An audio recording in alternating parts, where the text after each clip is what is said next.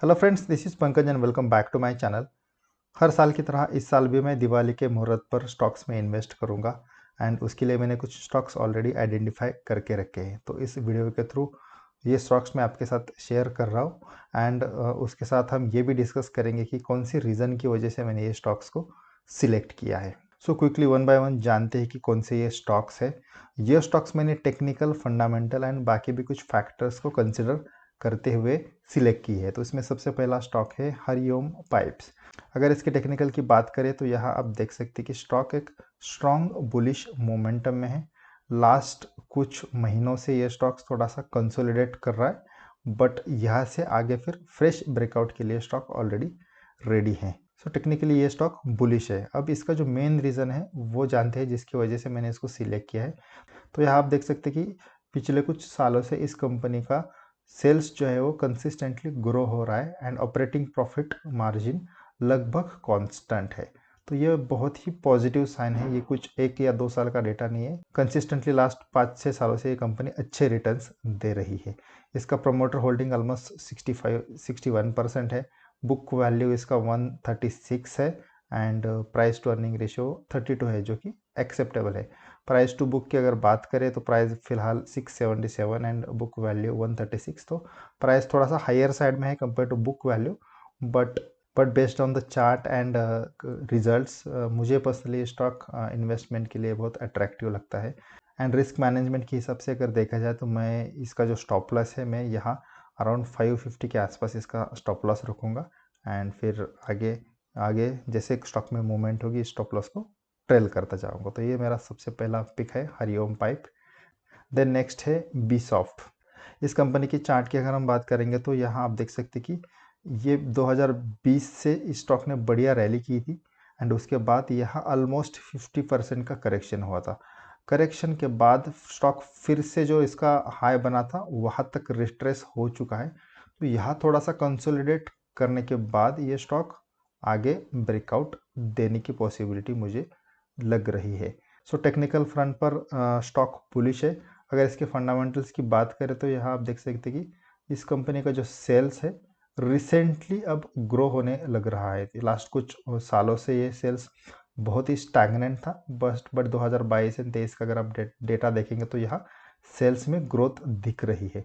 तो इसके बेसिस पर मुझे लग रहा है अगर ये सेल्स ग्रोथ कंटिन्यू रहती है तो डेफिनेटली स्टॉक में पॉजिटिव मोमेंटम दिख सकता है। इसका पी रेशियो 42 है, जो कि ओके है एंड बुक वैल्यू 898 है एंड प्राइस है 586। अराउंड 6 टाइम्स प्राइस है बुक वैल्यू भी, थोड़ा सा ज़्यादा है, बट रिसेंट ग्रोथ देख के मैं पर्सनली इसमें इन्वेस्ट करने की सोच रहा हूँ।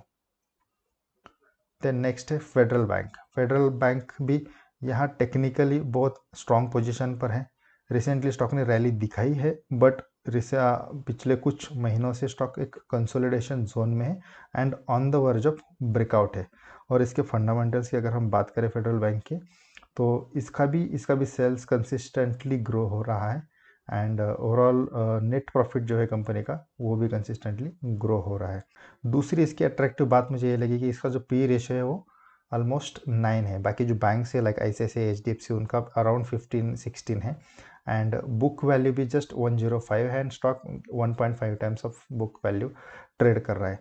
तो मुझे पर्सनली फेडरल बैंक बहुत सेफ एंड स्ट्रॉन्ग बेट लगती है इन्वेस्टमेंट के लिए, तो इसलिए मैं इसमें इन्वेस्टमेंट करने की सोच रहा हूँ। नेक्स्ट है रेडिंगटन। रेडिंगटन तो मैंने कई बार डिस्कस किया है टेलीग्राम या बाकी कुछ वीडियोस में। ये कंपनी में भी मुझे ग्रोथ पोटेंशियल लगता है, बट ये स्टॉक थोड़ा सा टाइम ले सकता है क्योंकि इसका अगर आप चार्ट पैटर्न देखेंगे तो ये अभी भी कंसोलिडेशन जोन में ही है। फिलहाल इसमें कुछ ज़्यादा बड़ा बुलिश मोमेंटम नहीं दिख रहा है, तो इसको बुलिश होने में टाइम लग सकता है। बट कंपनी स्ट्रांग है, फंडामेंटल स्ट्रांग है। इसका पी रेशियो भी जस्ट 9 है, बुक वैल्यू 88 एंड प्राइस है 154। तो almost around 1.6-1.7 times of book value ये ट्रेड कर रहा है। कंपनी के अगर हम रिजल्ट्स देखेंगे तो रिजल्ट्स में भी कंसिस्टेंटली ग्रोथ है, बट ग्रोथ उतनी बड़ी नहीं है। तो यहाँ बेसिकली हमें बड़ी ग्रोथ देखने मिल सकती है एंड और वो अगर किसी 1-2 क्वार्टर में कंसिस्टेंटली आती है तो डेफिनेटली यहाँ स्टॉक बुलिश मोमेंटम पकड़ सकता है। तो इसलिए मैं कुछ होप्स के साथ इस स्टॉक को ऑलरेडी होल्ड कर रहा हूँ मेरे पोर्टफोलियो में और आगे भी इसमें कुछ ऐड करने की सोच रहा हूँ, तो रेडिंगटन भी एक इन्वेस्टमेंट के लिए सेफ बेट हो सकती है। देन नेक्स्ट है पॉलीकैब। पॉलीकैब एक्चुअली बहुत सारे लोगों ने शायद इसमें इन्वेस्ट किया भी होगा, क्योंकि पिछले कुछ महीनों से या 1-2 सालों से रादर इसने अच्छी रैली दिखाई है। ऑलरेडी स्टॉक ने अच्छा परफॉर्मेंस दिखाया है। कंपनी के परफॉर्मेंस की बात करेंगे तो यहाँ आप देख सकते हैं कि कंसिस्टेंटली कंपनी का सेल्स ग्रो हो रहा है, प्रॉफिटेबिलिटी ग्रो हो रही है, और अगर ये ग्रोथ ऐसे ही कंसिस्टेंट रहती है तो डेफिनेटली स्टॉक्स में ऊपर के लेवल्स देखने मिल सकते हैं। स्टॉक का पी रेशियो थोड़ा सा हायर साइड में, थोड़ा कॉस्टली है, and even price to book ratio भी थोड़ा सा उतना अट्रैक्टिव नहीं है। तो इसलिए पॉलीकैब में मैं पर्सनली एसआईपी करने की सोचूंगा rather than bulk investment at this particular level, क्योंकि ऑलरेडी स्टॉक हायर प्राइस पर ट्रेड कर रहा है, और अगर किसी कारण की वजह से थोड़ा सा करेक्शन आता है तो देन अननेसेसरी मेरा पोर्टफोलियो नेगेटिव में जा सकता है। तो इसलिए मैं इस पर्टिकुलर स्टॉक में एसआईपी करने की सोचूंगा। हर महीने या हर 15 डेज थोड़ा थोड़ा अमाउंट इसमें इन्वेस्ट कर सकते हैं, तो वहाँ फिर हमारा एवरेज बाइंग प्राइस स्टॉक के मूवमेंट के हिसाब से एडजस्ट हो सकता है, उससे एक बेटर रिस्क मैनेज हो सकती है। तो पॉलीकैब में डेफिनेटली मैं इन्वेस्टमेंट करूँगा, बट एसआईपी के थ्रू।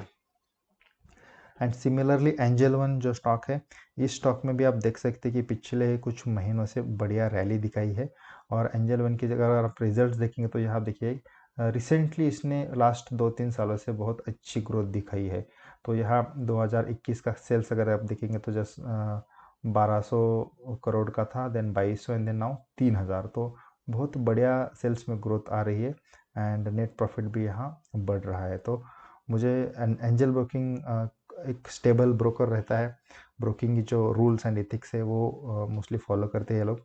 सो एंजल ब्रोकिंग पर मैं सोच रहा हूँ कि बेट लगाओ। इसका पी रेशियो भी 22 है, जो कि ओके है, और प्राइस टू बुक की वैल्यू थोड़ी सी उतनी अट्रैक्टिव नहीं है, बट इसके रिजल्ट्स देखने के बाद एंड जो ब्रोकिंग इंडस्ट्री में रिवाइवल आ रहा है उसको कंसिडर करते हुए एंजल वन में इन्वेस्ट करने की सोच रहा हूँ। बट क्योंकि ऑलरेडी स्टॉक ने रैली की है, तो यहाँ लमसम इन्वेस्टमेंट करने से अच्छा मैं एसआईपी मोड में इन्वेस्टमेंट करने की प्लान करूँगा, क्योंकि रिस्क मैनेज करने के लिए एक बेटर ऑप्शन रहेगा। सो इन 6 स्टॉक्स में मैं इस दिवाली के ओकेजन पर इन्वेस्टमेंट करने की सोच रहा हूँ। So thank you friends, video को एंड तक देखने के लिए धन्यवाद। वीडियो अगर आपको अच्छा लगा हो तो वीडियो को लाइक करें, अपने दोस्तों के साथ शेयर करें, और अगर आप चैनल पर नए हैं तो चैनल को सब्सक्राइब जरूर करें। Thank you.